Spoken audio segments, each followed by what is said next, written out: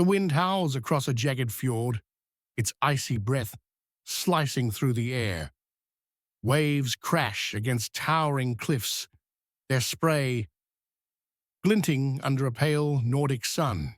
In the late 10th century, the Viking world is one of fire and frost, of ambition and exile. Norway's rugged shores breed men like Erik Thorvaldsson, Erik the Red, a warrior whose fiery temper matches his crimson beard. His story begins not with glory, but with banishment. Picture a wooden longhouse, its timbers blackened by years of smoke, nestled in a valley where the air smells of pine and salt. Inside, Erik stands defiant, his fists clenched, as a council of grim-faced chieftains delivers their verdict. "You have spilled blood, Erik," one elder growls, his voice heavy with judgment. "For this, you are cast out from Norway." Exile is a death sentence for most a life severed from kin and clan. Yet Erik's heart burns with a restless fire, one that no law can extinguish. He gathers his family, his wife, Theodild, her eyes fierce with loyalty, and their young sons, including a curious boy named Leif. They board a longship, its dragon-headed prow slicing through the mist, bound for an uncertain future. The sea is a merciless beast, its waves towering like mountains. Yet Erik steers with a steady hand. To him, exile is not an end, but a beginning, a chance to carve a new legacy from the edge of the world.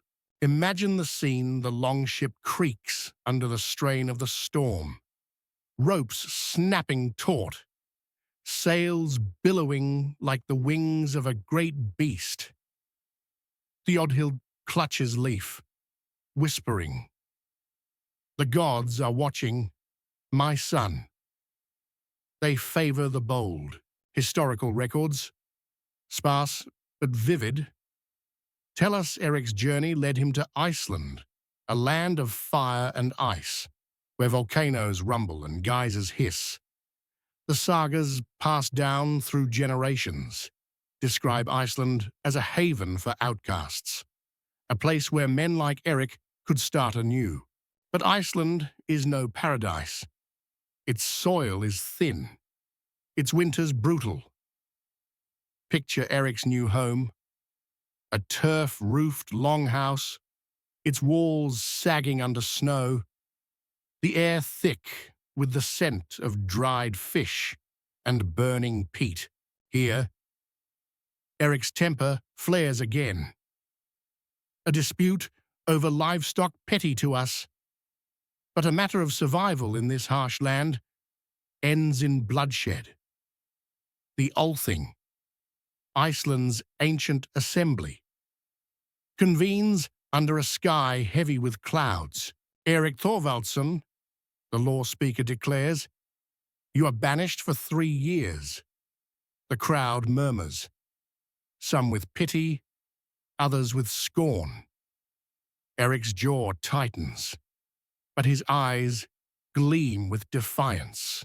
Where can an exile go when even Iceland rejects him? The answer lies in whispers of a land far to the west, a place of mystery, glimpsed by lost sailors, shrouded in fog and legend. Gunnbjorn Ulfsson, a Norse explorer, had spoken of Gunnbjorn's skerries, rocky outcrops far beyond the horizon. Erik seizes this tale like a lifeline, his mind ablaze with possibility. Picture him standing on Iceland's shore, his cloak whipping in the wind, staring at the endless grey of the Atlantic. If there is land out there, he mutters to himself, I will find it, and I will make it mine.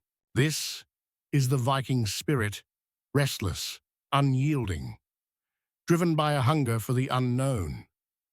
The sagas tell us Erik set sail in 982 AD, his longship laden with provisions, his crew a mix of loyal kin and desperate men seeking fortune. The journey is a descent into chaos. Imagine the scene: waves crash over the deck, men shout over the roar of the storm, their faces etched with fear and resolve. Erik stands at the helm, his voice a beacon in the tempest. "Hold fast," he bellows. "The gods do not reward cowards." Days blur into weeks, the horizon an unbroken line of grey. Food dwindles, water turns brackish. A young crewman, barely a man, whispers to his friend, "What if there's nothing out there? What if we sail to our deaths?" But Erik's certainty is unshakable. He is no mere sailor. He is a visionary, a man who sees beyond the horizon, driven by a dream that burns brighter than fear. Then, a cry pierces the fogland. The crew scrambles to the prow, their eyes straining through the mist. Towering cliffs emerge, their peaks capped with snow, their bases lashed by waves. This is Greenland, not the verdant paradise Erik will later claim, but a land of stark beauty, where icebergs drift like ghosts and the wind carries the howl of distant wolves. Picture Erik stepping onto the shore, his boots crunching on a frost-covered stone. He kneels, pressing his hand to the earth, a rare smile breaking across his face. "This is ours," he whispers, as if speaking to the land itself. The sagas tell us Erik explored Greenland's fjords, mapping its coasts with a sailor's precision. He found sheltered bays where grass grew thick, where cattle could graze, where a colony might take root. But Greenland is no easy prize. Winters are long, the soil stubborn. Yet Erik sees potential where others see desolation. To him, this is a canvas for a new world, a place to build a legacy that will outlast his exile. From the perspective of Thjudeld, imagine her thoughts as she watches Erik survey the land. He is reckless, she thinks, but his fire keeps us alive. Without his madness, we would be nothing. Erik's greatest challenge is not the land, but the men he must convince to join him. His 3-year exile ends, and he returns to Iceland. His tales of Greenland woven with cunning exaggeration.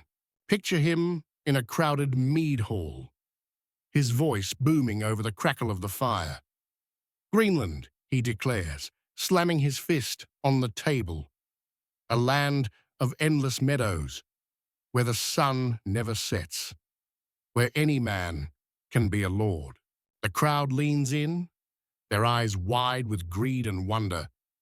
Erik knows the truth. Greenland is harsh, its promises fragile, but he also knows the power of a name. Greenland, he calls it, a deliberate lie to lure settlers to his cause. Historical evidence supports this. The saga of the Greenlanders and Erik's saga describe how Erik's charisma and clever branding drew hundreds to Greenland. By 985 AD, a fleet of 25 ships set sail, though only 14 survived the treacherous crossing. Imagine the flotilla longships stretching across the horizon, their sails patched and weathered, carrying men, women, and children toward an uncertain future. A young girl, clutching her mother's hand, whispers, "Will Greenland be home?" Her mother, weary but hopeful, replies, "If Erik speaks true, it will be." The settlers arrive to find a land both beautiful and brutal.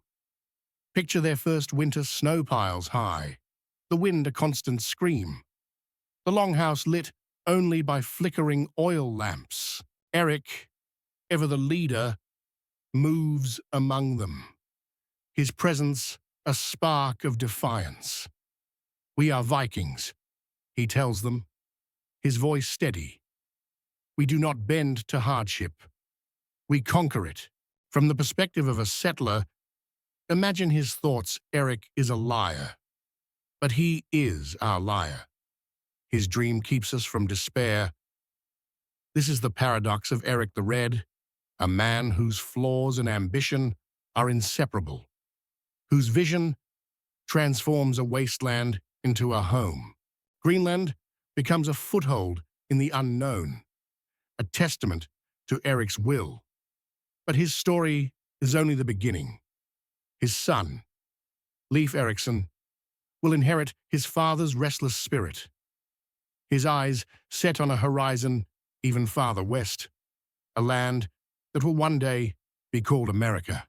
As the fire in the longhouse burns low, Erik sits with Leif, now a young man, and speaks softly. "The sea calls, my son," he says. "Beyond the waves, there is more. Will you answer?" Leif's eyes gleam, the same fire as his father's burning within him.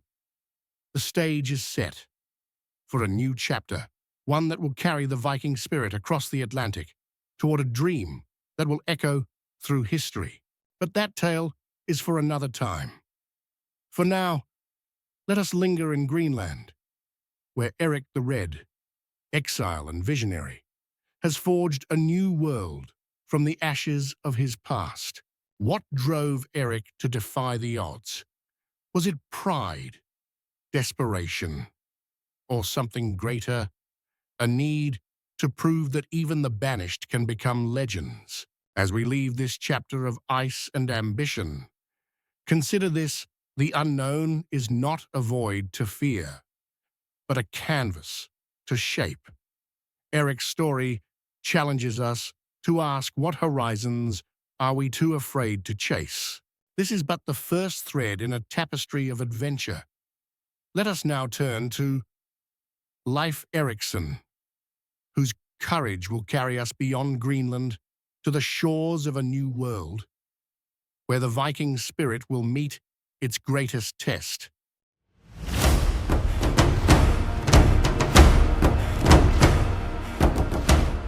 The Greenland night is endless, a cloak of stars draped over a world of ice.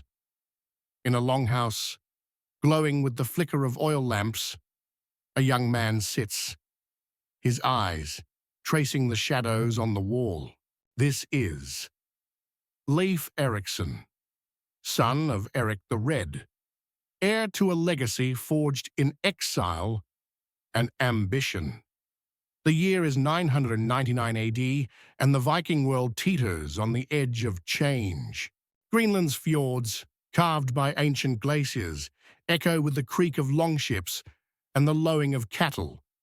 Erik's colony thrives, a fragile outpost at the world's edge.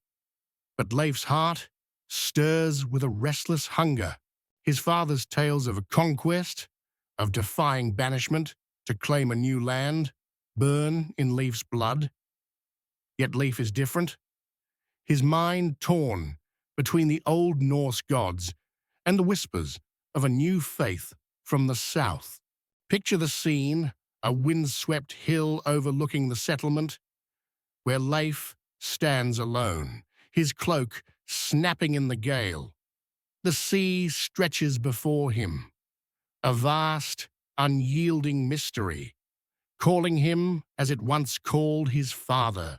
"I am not Erik," he murmurs to the wind, his voice barely audible. "But I will find my own path." The spark for life's journey comes from a tale told in the longhouse. Its smoke-filled air, thick with the scent of mead and sweat. Bjarni Heyolfsson, a weathered sailor, speaks of a voyage gone astray, of glimpsing a land west of Greenland, cloaked in forests, its shores untouched by Norse boots. Leif leans forward, his eyes gleaming. "You saw this land?" he asks, his voice sharp with curiosity. Bjarni nods, his face etched with regret. "Aye, but I did not land. The winds drove us back. The hall buzzes with murmurs, some mocking Bjarni's caution, others intrigued by the tale. To Leif, it is a challenge, a land unseen, a destiny unclaimed. From Leif's perspective, imagine his thoughts. Father carved Greenland from nothing. I will go further. I will find what lies beyond. Historical records, drawn from the saga of the Greenlanders, confirm Bjarni's sighting around 986 AD. His tale, though dismissed by some, plants a seed in Leif's mind, one that grows into obsession. But Leif's path is not yet clear. Fate pulls him first to Norway, where King Olaf Tryggvason, a fierce Christian convert, holds court in a hall adorned with crosses and tapestries. Picture the journey. Leif's longship battles towering waves, its dragon prow slicing through foam, the crew chanting to Thor for strength. The sea is a crucible, testing their will. But Leif steers with his father's unyielding resolve. In Norway, the air smells of pine and ambition. Olaf, his eyes alight with zeal, sees in Leif a soul to shape. Embrace the white Christ, Olaf urges, his voice resonant in the torchlit hall. Your father's gods are shadows. This faith will make you a leader.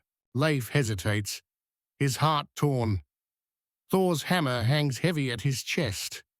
Yet Olaf's words stir something new, a vision of a world united under one God.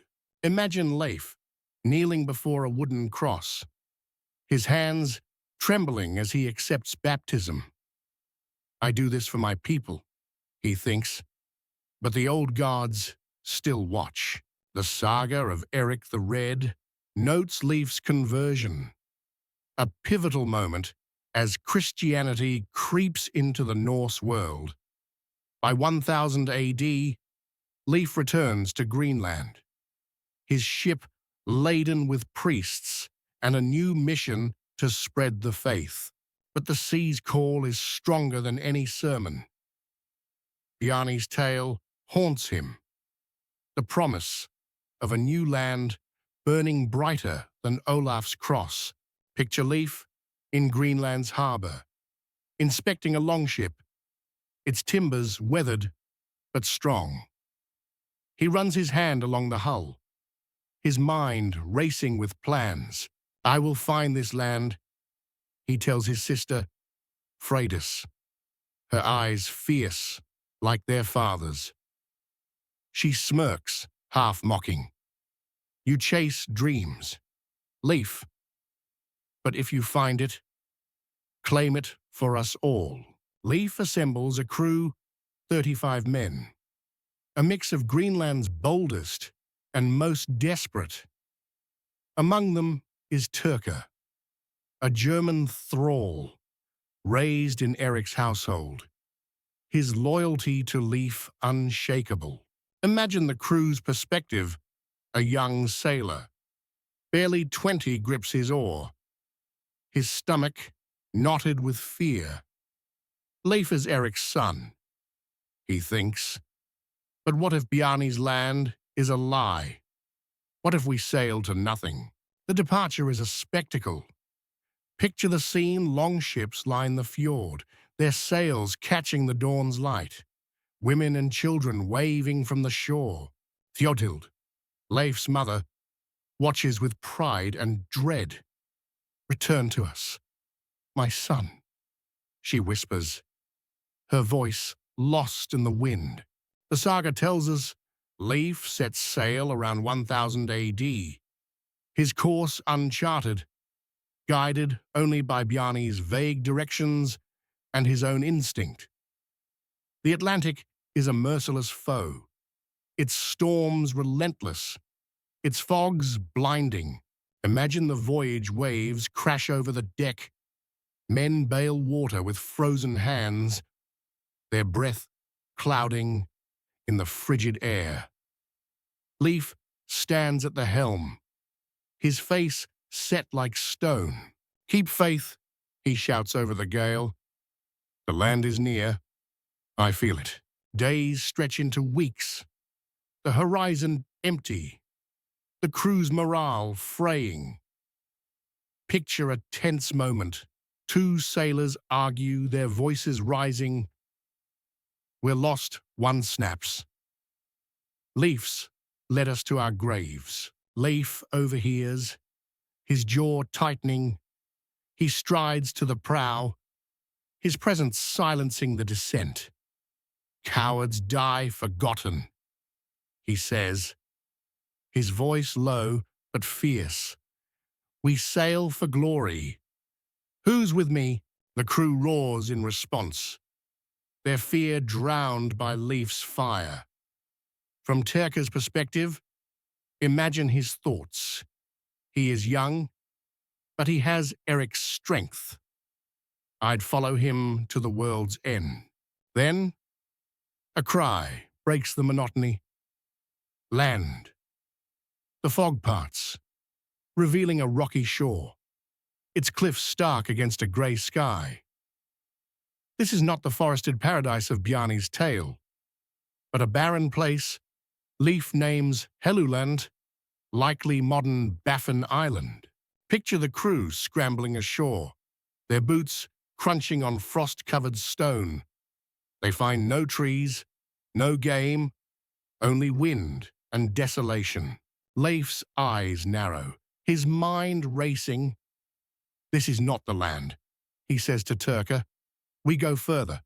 The saga describes Leif's next discovery, Markland, a wooded coast, possibly Labrador, where pine trees tower and rivers teem with fish. The crew fells trees, their axes ringing, their spirits lifted by the promise of timber. But Leif's gaze remains fixed on the horizon. "There is more," he insists, his voice a mix of certainty and longing. The true land waits. From the perspective of a crewman, imagine his thoughts. Leif's madness drives us, but his dreams keep us alive. What will we find if we follow him? The stage is set for the greatest discovery. Leif's ship sails south. The sea calmer now, the air warmer. The crew senses change, their exhaustion giving way to hope. Picture the moment a green shore emerges, its hills lush, its beaches golden under a rare sun. Leif steps onto the sand, his heart pounding. "This is it," he whispers, his voice thick with awe. "This is Vinland." The saga of the Greenlanders describes Vinland as a land of wild grapes and fertile soil, a paradise compared to Greenland's ice. Archaeological evidence from Lance aux Meadows, Newfoundland, confirms a Norse presence around 1000 AD, likely Leif's outpost. But Vinland is no empty Eden. As Leif's men build shelters, they sense eyes watching from the forest, strangers who will test the Vikings' dreams in ways they cannot yet imagine. For now, let us linger in this moment of triumph, where Leif Erikson, son of an exile, stands on the edge of a new world. His father's fire burns in him, but his vision is his own, a bridge between old gods and new, between Greenland's ice and Vinland's promise. What drives a man to sail beyond the known, to risk all for a dream? Is it glory, faith, or the simple need to know what lies beyond. As we leave Leif on Vinland's shore, his future uncertain, consider this: every great journey begins with a single step into the unknown. Leif's story asks us, where will our courage lead us next? This chapter of discovery is only the beginning. Let us now follow Leif into Vinland's heart, where new lands, new peoples, and new challenges await, testing the Viking spirit in ways that will echo through time.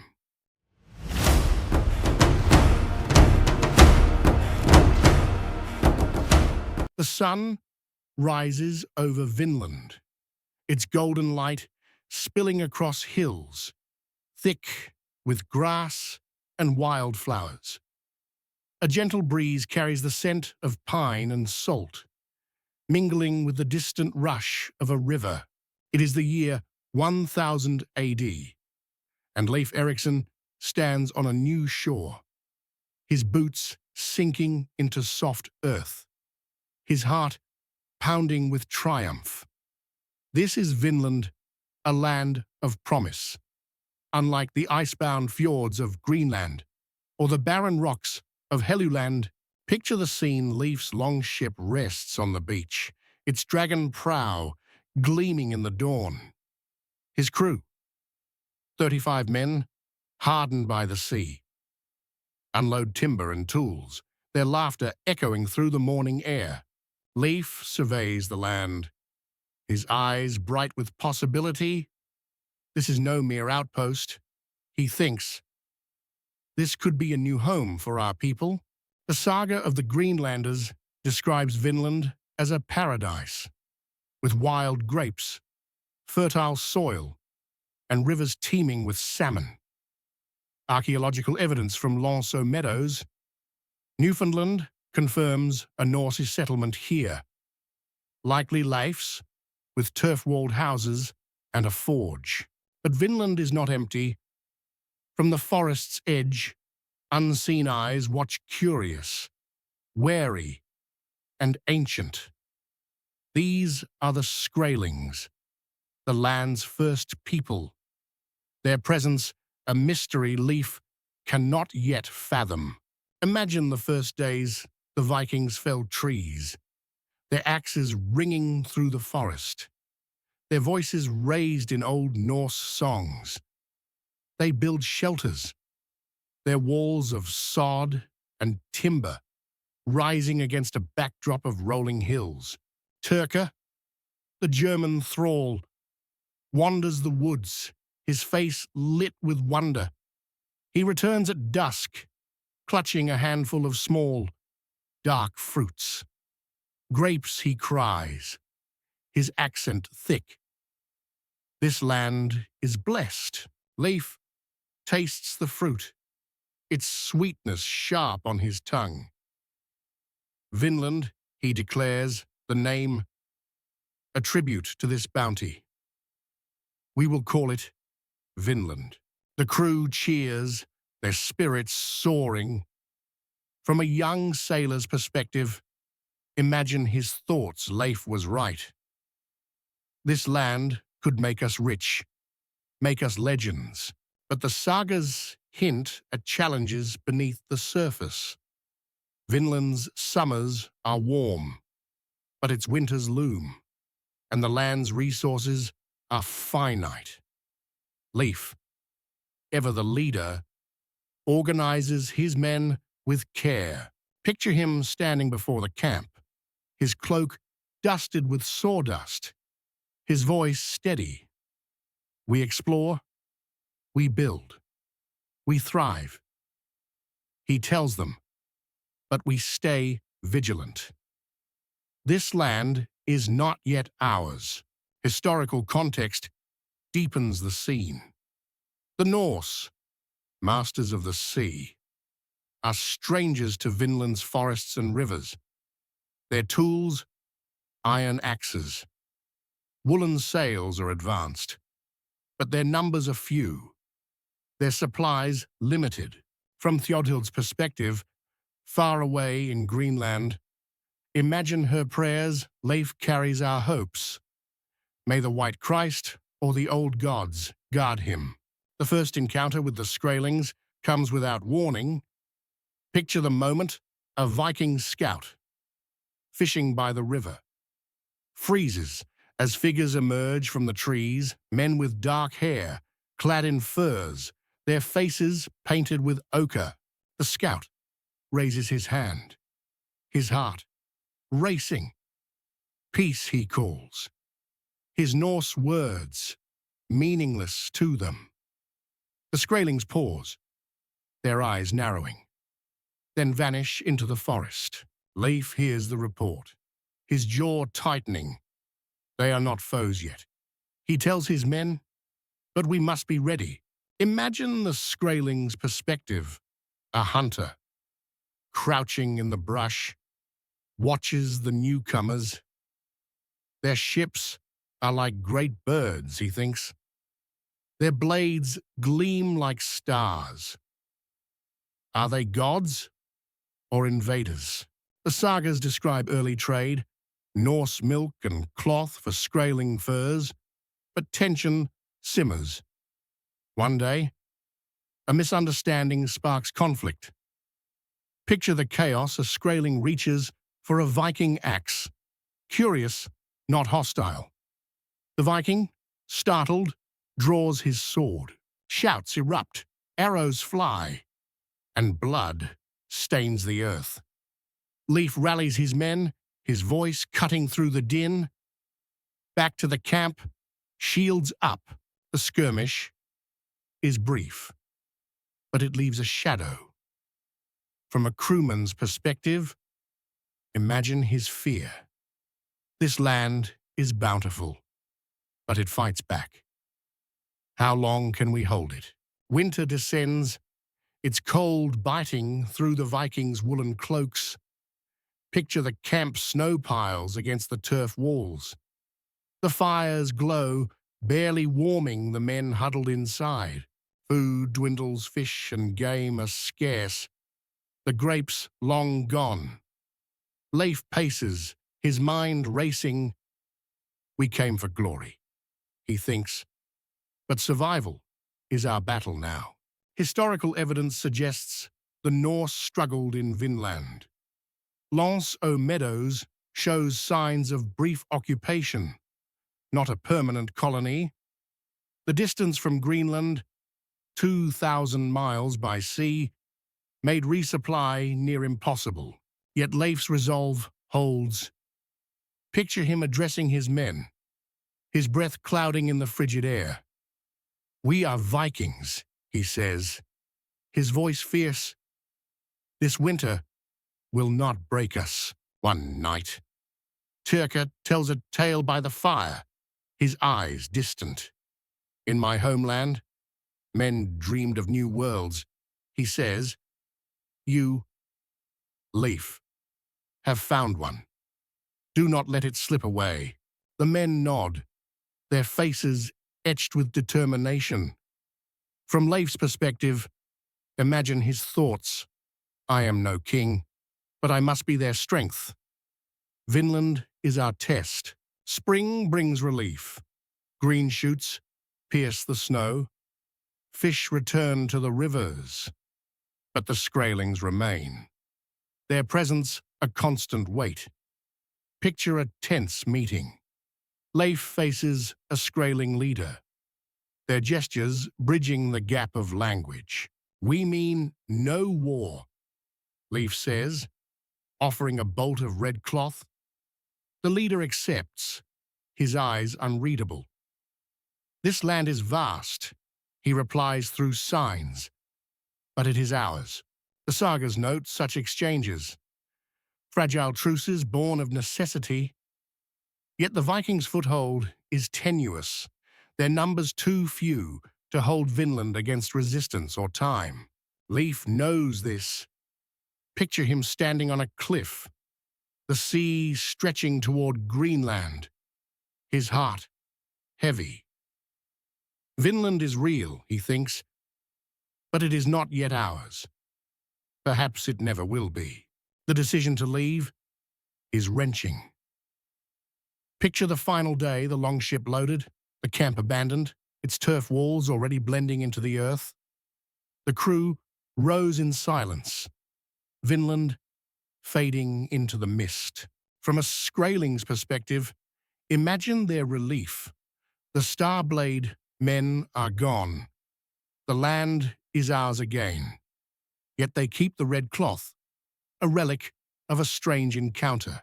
The saga of the Greenlanders tells us Leif returned to Greenland, his tales of Vinland sparking wonder and ambition.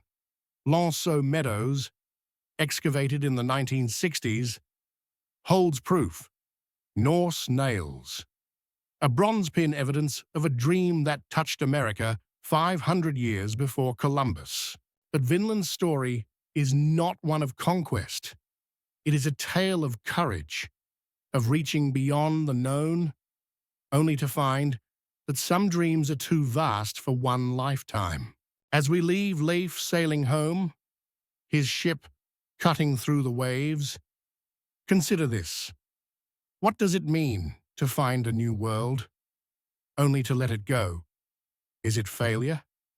Or is it the spark that lights the way for others? Leif's journey has changed him, and his tales will change the Norse world. But the saga is not over. The legacy of Vinland and the lessons it holds will unfold in the years to come. This chapter of triumph and loss is a bridge to the future. Let us now follow Leif back to Greenland, where his tales will inspire new dreams, and where the Viking spirit will face its final test in the shadow of history.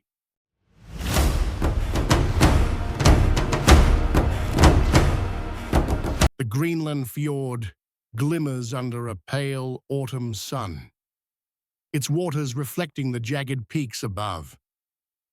A lone longship glides through the mist, its sail patched, its crew weary but alive.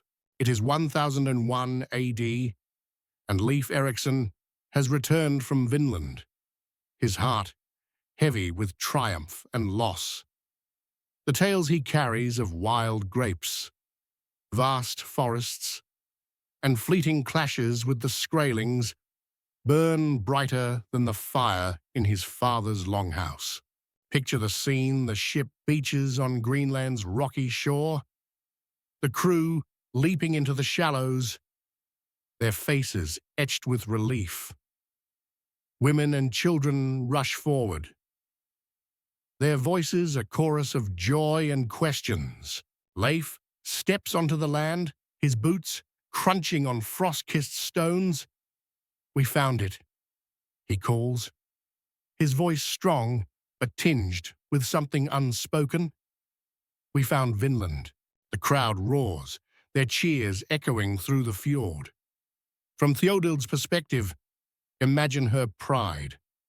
"My son has seen what none have." He carries Erik's fire, but his own light.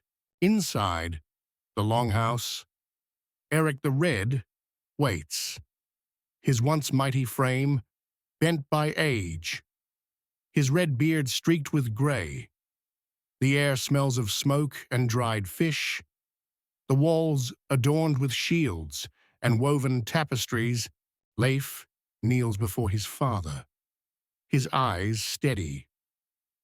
"Vinland is real. Father," he says, "forests thicker than Norway's, rivers alive with fish. But it is far, and its people guard it fiercely." Erik's eyes gleam, a spark of his old defiance. "You stood where I could not," he rasps. That is enough. The saga of the Greenlanders tells us Leif's tales spread like wildfire, inspiring awe and ambition. Greenland settlers, scraping by on thin soil, dream of Vinland's bounty, though few will ever see it. But Vinland's dream is fragile. Picture a crowded mead hall, its air thick with mead and debate. A young warrior, inspired by Leif, stands, his voice bold. "We must return," he declares. "Vinland could be ours." An older man, his face scarred, shakes his head. "The sea is too vast. The Skraelings too many. Leif's luck won't hold for us all." Historical evidence supports this doubt. Lance Meadows, excavated in Newfoundland, shows a small Norse outpost, occupied briefly perhaps a season or two. The sagas describe later voyages, led by Leif's siblings and others, but none establish a lasting colony. From Fridas, Leif's fierce sister. "Imagine her thoughts, Leif found glory, but I will claim it. Vinland will know my name." Her ambition, dark and unyielding, hints at doomed expeditions to come. Leif, now a leader in Greenland, grapples with his legacy. Picture him walking the cliffs, the wind tearing at his cloak, the sea stretching toward Vinland's distant shore. "I saw a new world," he thinks, "but I could not hold it. Was it enough to dream, to touch the unknown?" Erik's health fades, his strength sapped by years of hardship. Picture a quiet moment. Father and son sit by the fire. The longhouse silent, save for the crackle of logs. "You did what I could not," Erik says, his voice soft.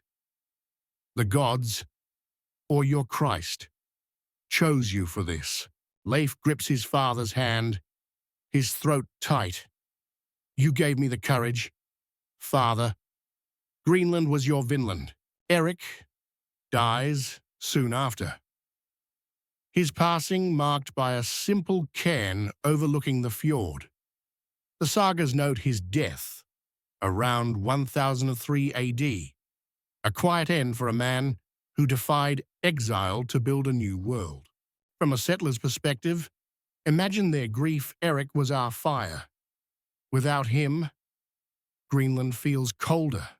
Leif takes up his father's mantle, guiding Greenland's colony with a steady hand. He spreads Christianity, as King Olaf urged, building a small church for Theodild, its wooden cross a symbol of change. But Vinland's story lingers, woven into sagas told by firelight.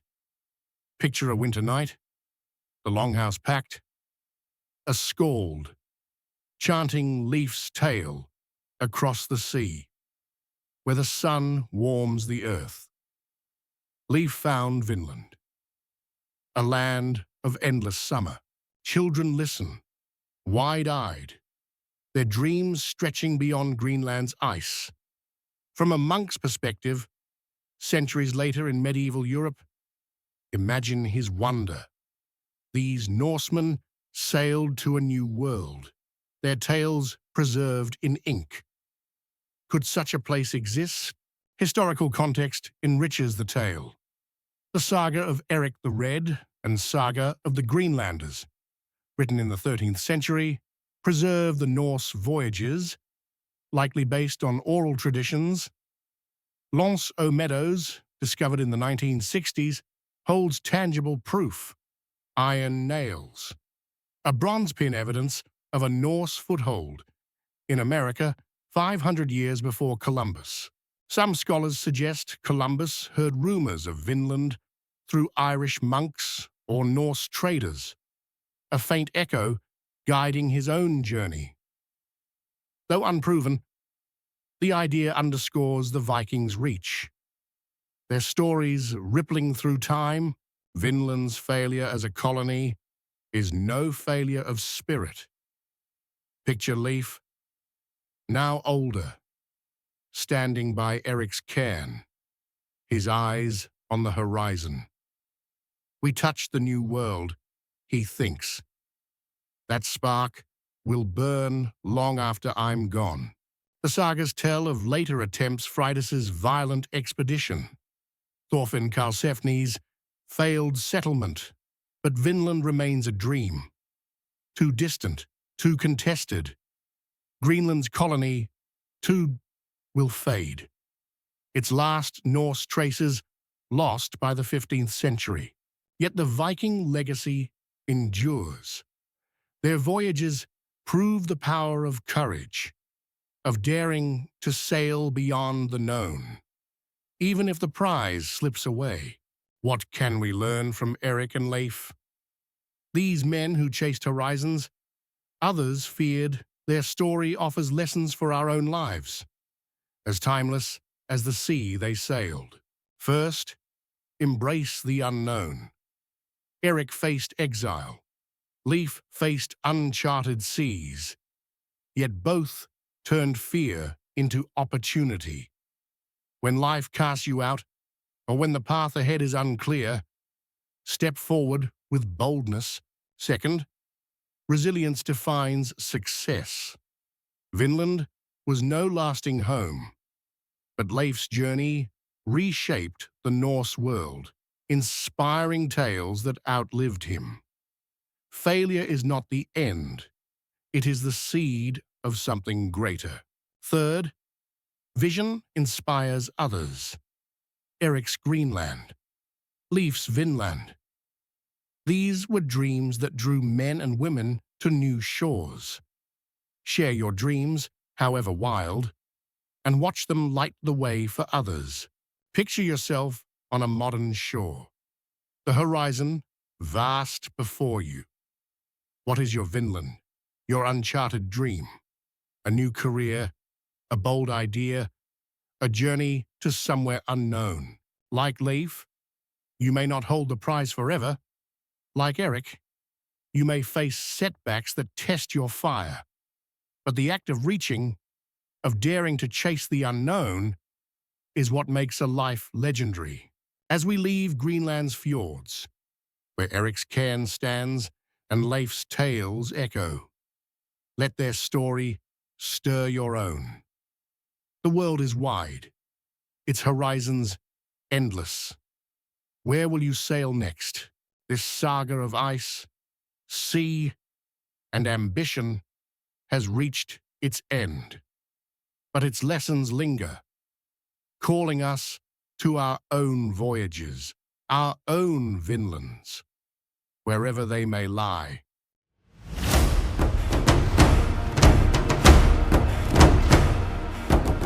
The wind sweeps across Greenland's fjords, carrying the scent of salt and ancient ice.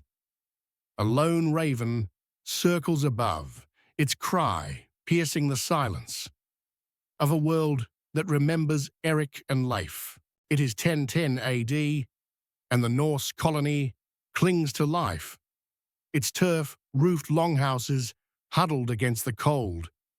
Leif Erikson, now a seasoned chieftain, stands on a cliff, his eyes tracing the sea where Vinland lies, a distant dream.